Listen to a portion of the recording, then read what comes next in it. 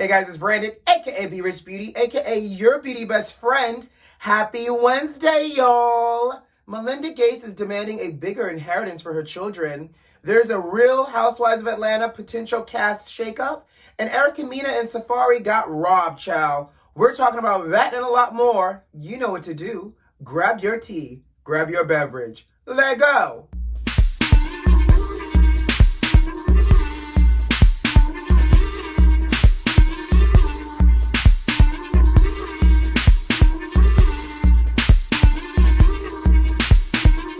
Hey beauty besties, how y'all doing? Happy Wednesday, happy hump day. We're halfway through the week.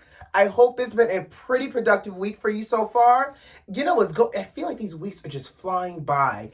It's going well for me, and I hope it's going well for you too. But baby, the tea is hot today. So the FAA is concerned that Americans are going to resume traveling, and when they do, they're going to come back with the Rona weight, child.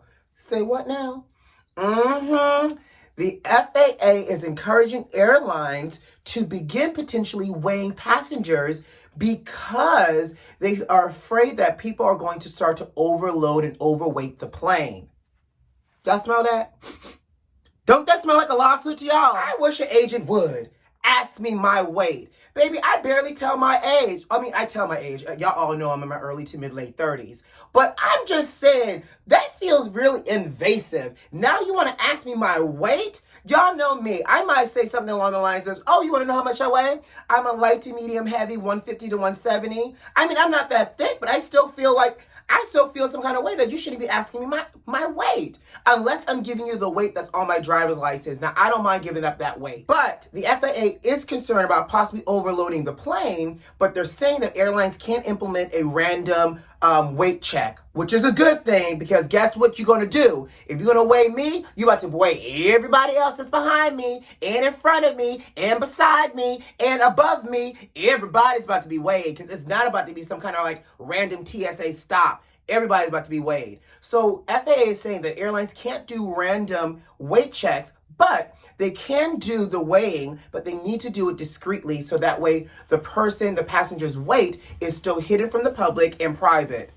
Now, doesn't that sound dandy? Let me tell y'all something. We know that some airlines got some act right, professionalism, and their scales probably would work to do it very discreetly and modestly. What we also know is that there's some airlines where you already got to buy your oxygen mask and your seatbelt, that their scales will probably always be broken and that they will probably yell out your weight. And on top of that, they're also saying that if a passenger volunteers their weight, the agent has up to their discretion to add 10 pounds to the weight that's given to take into consideration clothing.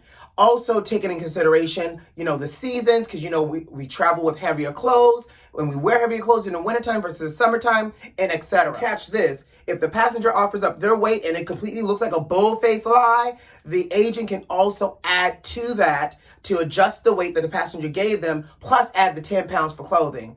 Baby, I don't know if this is the real thing. All of my flight attendant friends, pilot friends, beauty besties, y'all let me know. Can this really happen? Because to me, again, this smells like a whole lawsuit, especially when it goes wrong. And at some point it's going to go wrong and we're going to all hear about it. Okay?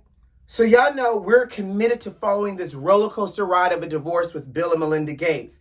Well, new reports are saying that Melinda is demanding that Bill increases their 3 children's inheritance. Now, they have 3 kids. Jennifer's 25, Rory's 21, and Phoebe's 18. And all 3 are set to inherit $10 million from Bill. Now, that sounds all fine and dandy if Bill was just a regular millionaire, but Bill is a billionaire. So, I know this is above my tax bracket and my pay grade, but I got a few thoughts here. William Henry Gates III is worth $130 billion. 130 billion, right? And all he set is to leave his kids $10 million each. I don't know if it's just me, beauty besties, but something don't sound right with that number. I feel like he is lowballing his children For real, for real. Low key, it sounds a little disrespectful. Your father is worth $130 billion and he leaves you with $10 million. However shall one survive off of $10 million? I'm just saying. In addition to that, if you was his child, wouldn't y'all feel some kind of way? Three y'all only getting $10 million each. So out of the $130 billion your daddy has in terms of his net worth, all three of y'all combined is only worth $30 million. And I get it. It's Bill's money. He earned his money. He worked for his money. But I'm just saying, can the kids not at least get $1 billion each so that way the legacy, the dynasty, and the generational wealth can continue to pass on down? Like, he's worth $130, y'all. And y'all know between him and Melinda, philanthropy is all about their life's work. And I'm sure, because when you're real rich like this, y'all commit to giving away most of your fortune to, causes and such. What about the cause at home? And granted, I know $10 million to me right now would be like, we made it, mama. But in the grand scheme of things, this man is worth $130 billion. So what are your thoughts here? Is Melinda's argument here for the demand of increase warranted and justified? Because at this point, all the three kids are adults. Also, Melinda, after the divorce, is going to be worth $70 billion herself. So Melinda, how much are you leaving the kids as well while you over here demanding that Bill ups the ante? I think between Bill and Melinda, those kids should at least get $2 billion each. Fair, right? Let me know your thoughts. And on top of that, y'all know at the end of the day, these people got to get older. And yes, they got money. They'll hire the finest of help to take care of every single need around the clock. You still always need your children to make sure that those people that you hire don't rip you off, child. And those kids will be real petty and bitter if they know they're only getting $10 million from their billionaire parents. So y'all, Bill and Melinda, y'all better do right by y'all children. Okay, let's move on. So in addition to Miss Portia Alicia Keys making reality news headlines for the last couple of days, honey, there's been a new announcement that Bravo is reportedly looking to change up the season 14 cast of Real Housewives of Atlanta. Now, I feel like it should happen, and I feel like we saw it coming. Not to take away that they filmed during the pandemic, but this season was boring, y'all. And if it wasn't for really Bolo Gate, y'all know we would have snoozed on most of the season. Now, the fans have been demanding that there is a cast shakeup, and apparently it looks like Bravo has heard the news, and allegedly they're saying that there will be a cast shakeup for season 14, also because this season, season 13, was the record low for season ratings. I can believe that. So sources are saying while cast shakeups are expected, contracts have not been signed or finalized yet, and they're predicting that at least one of the season cast members will be returning back to the season in a reduced capacity as a friend of the show. Oh. And one of the returning housewives will be coming back in a reduced capacity as well as a friend of the show as well. Ooh, ooh, ooh, ooh. Now, when we think about this, I feel like it's a long time coming, but here's who I'm speculating because they said one seasoned housewife and one returning housewife. Candy joined in season 2, Cynthia joined in season 3, and Kenya and Portia joined in season 5. So out of those cast members, I feel like Cynthia will be the seasoned housewife coming back in a reduced role, friend of the show. She's now married. She's probably going to be splitting her time with her Bailey wine cellar and everything else. Because I just don't see Candy giving it up fully, even though it could make sense that Candy would come back because Candy got all them doggone businesses, honey, and she's acting. And I'm also thinking, obviously, Portia ain't coming back in a reduced role now that she got this whole Simon Gate happening. But I feel like the returning housewife that might come back in a reduced capacity, I feel like would be Drew. She offered us horrible wigs, but not a lot really to keep us really invested in Drew. So I can see either Cynthia or Candy coming back in a reduced friend of the show capacity, Portia coming back with a full peach, Kenya coming back with a full peach, and Drew possibly coming back as a friend of the show as well. They're also saying that there are going to be some fresh new faces that they plan on injecting this season. Can one of these fresh new faces not be LaToya, please? Can we just get rid of LaToya? I would actually like to see more Fallon and see how this plays out between Fallon, Portia, and the new fiance ex-husband Simon. To me, that gives me the drama that I need to tune in every Sunday for Housewives of Atlanta, baby. Now, who do you guys want to see come back in a reduced capacity, Candy or Cynthia? And what fresh faces do we want, child? Because it doesn't sound like they're bringing Sheree, Nene, or Phaedra back, even though I think I could tolerate Phaedra again, and I'm still rooting for Claudia to come back. And also, by the way, Portia has just unfollowed Cynthia. And I don't know what's going on with that, but Cynthia still follows Portia on Instagram, but Portia stopped following Cynthia. So is this some pre-recording drama that's about to brew? And my other thought here, is there really somebody out here that's being paid full-time to troll these sites to see who unfollows who? Because these unfollows and these reporting of these unfollows happen really, really quick. I just thought about that. I don't know, that's the way my brain works, but let's move on. Erica Mena and Safaree just announced that they were robbed. And so I got questions because they're giving up a reward, but I need to know, how are these celebrities just getting robbed all of a sudden? There seems to be a very high uptick in celebrity robberies. How are their homes so accessible? And by the way, Erica and Safaree got some of these people in their homes on film robbing them.